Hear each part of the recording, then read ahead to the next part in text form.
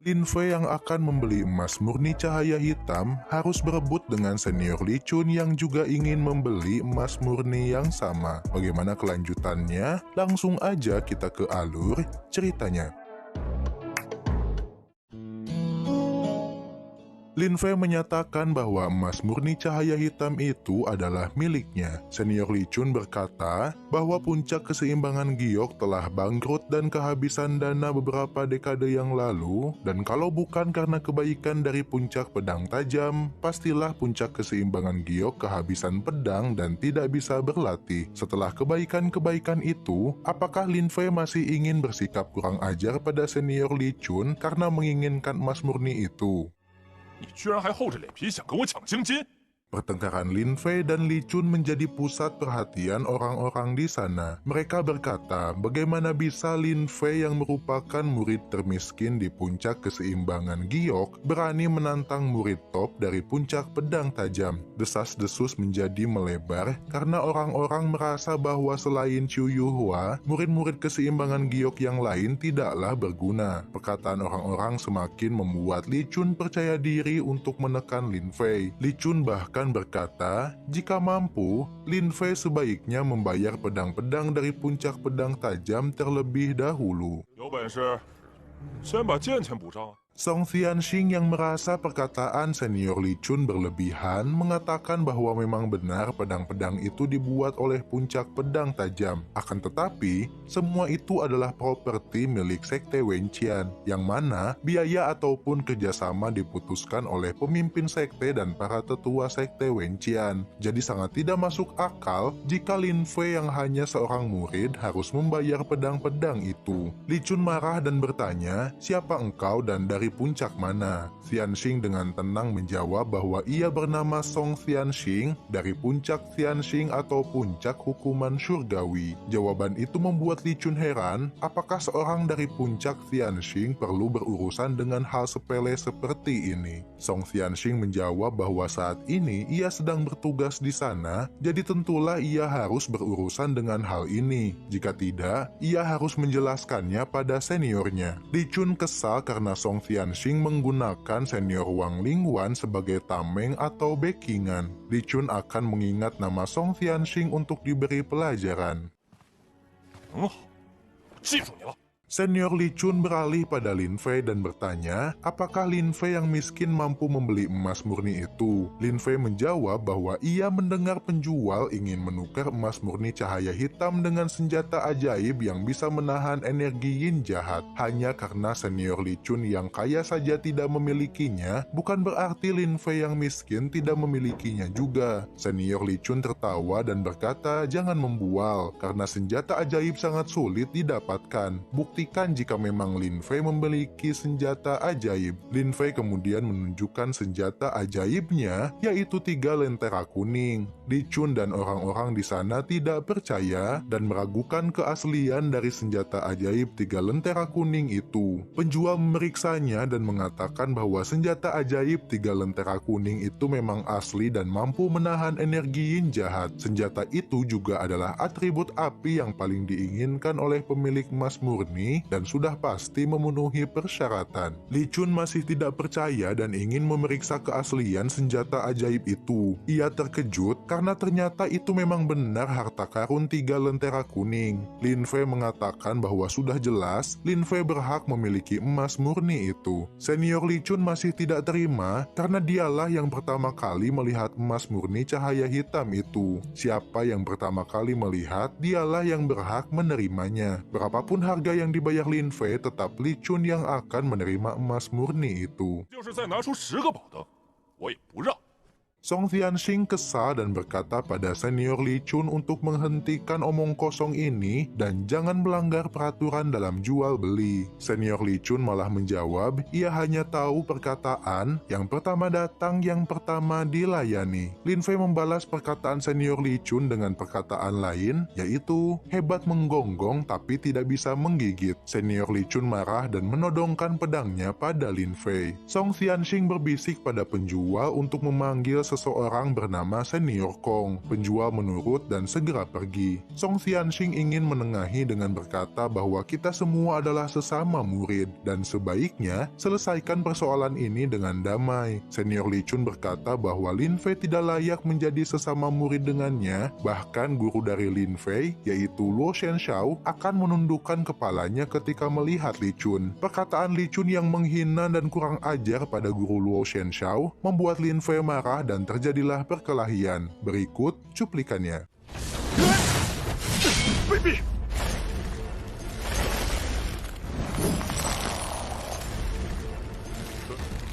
原来是仗着有寒冰剑气，可惜你今天遇到我克星，尝尝老子的雷火剑诀！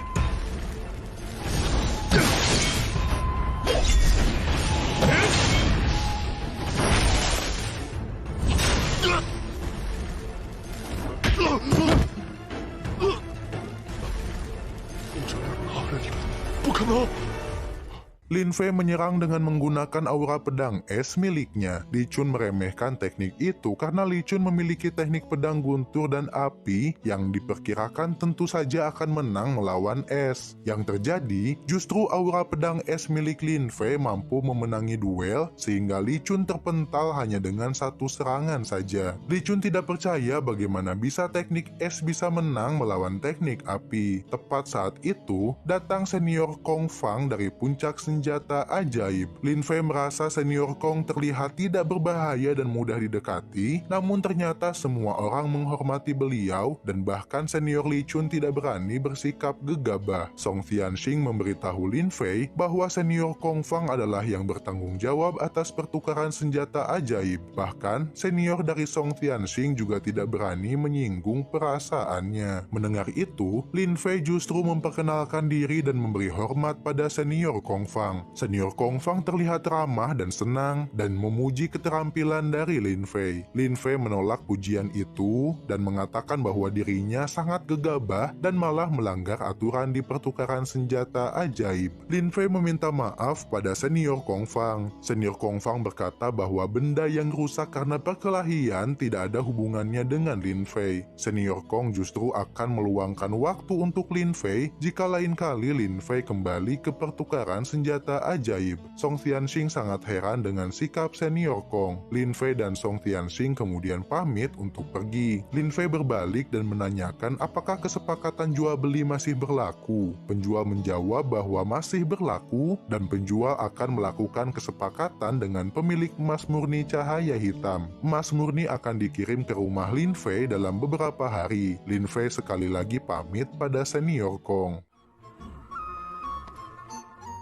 Senior Kong kemudian memberi obat pada Li Chun dan menanyakan bagaimana bisa Li Chun berakhir seperti ini padahal sudah menggunakan teknik pedang guntur dan api. Meskipun bangunan pertukaran senjata ajaib juga termasuk senjata ajaib itu sendiri sehingga tidak mudah rusak, teknik pedang guntur dan api membuatnya menjadi hitam dan terlihat tidak bagus. Li Chun meminta maaf karena ia tadi sangat marah sehingga kehilangan kesabaran. Senior Kong tidak merasa keberatan karena pertukaran senjata ajaib dan puncak pedang tajam selalu berhubungan baik. Hanya saja, menurut peraturan yang berlaku di pertukaran senjata ajaib, Li Chun yang melanggar peraturan harus membayar denda. Senior Kong meminta maaf karena peraturan ini sangat mengikat dan tidak bisa diganggu-gugat. Li Chun tidak merasa keberatan dan akan membayar denda secara penuh. Karena Li Chun sangat berkompromi, Senior Kong akan melupakan masalah ini untuk Li Chun. Setelah beberapa saat menghitung denda, total denda yang harus dibayar Li Chun adalah 1.200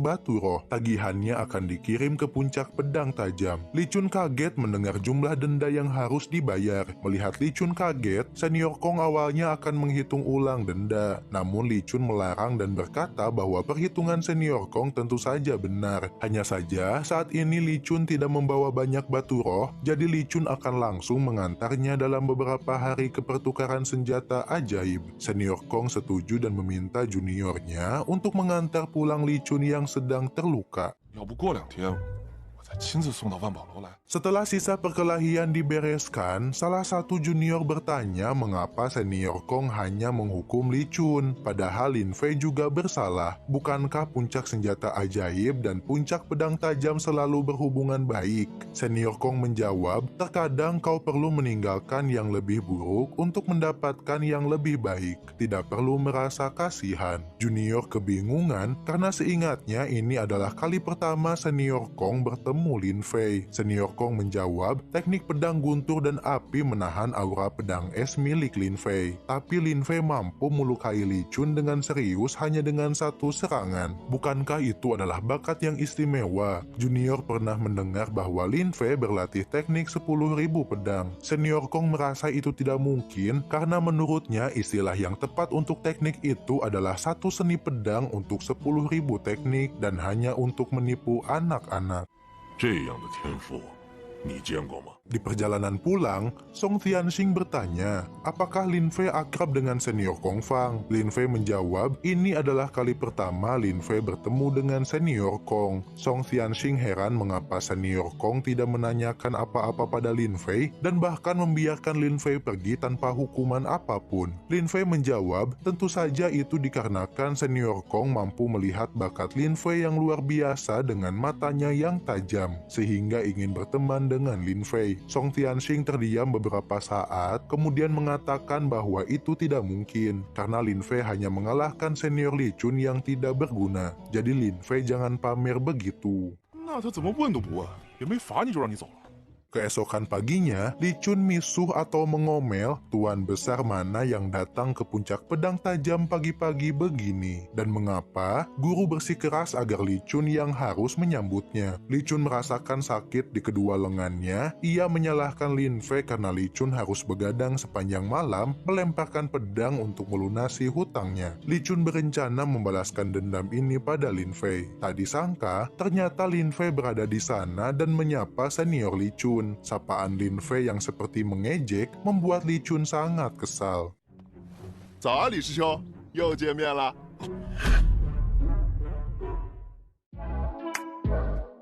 Sekian dulu episode kali ini. Jangan lupa untuk terus dukung Ajunime, subscribe, like, komen, dan share supaya channel ini makin sugoi. See ya!